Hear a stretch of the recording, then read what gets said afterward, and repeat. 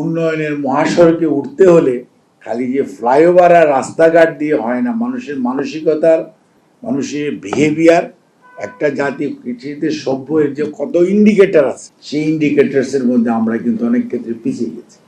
আপা বলতেছিলেন family planning অর্থাৎ প্ল্যান প্যারেন্টহুড 1956 স্টার্ট হয়েছে। তার পরবর্তীতে আপনি দেখেন গত প্রায় 15 বছর বা 20 বছর হবে প্রায়, এটা নিয়ে আর কোনো আলোচনা নাই। এই যে 56,126 বর্গ মাইল, এর মধ্যে এই পপুলেশনকে how you are going to handle it এবং কিভাবে করবেন, এই নিয়ে আমাদের মধ্যে কোনো কথাই বার্তা নেই। কাজেই আজকে আমরা যে অবস্থাটার মধ্যে দাঁড়িয়েছি, এই নারী এবং শিশুকে যদি আমরা সত্যি সত্যি তাদের রাইটস এন্ড প্রিভিলেজকে এস্টাবলিশ করতে চাই, এটা কালেকটিভলি সমাজের সকল শ্রেণী পেশার মানুষের, অ্যাটলিস্ট মেজরিটি মানুষের, কিছু সংখ্যক মানুষদের নির্লিপ্ততা, এটা একটা সোসাইটিতে থাকেই, তাদের হয়তো অংশগ্রহণ সেভাবে হবে না।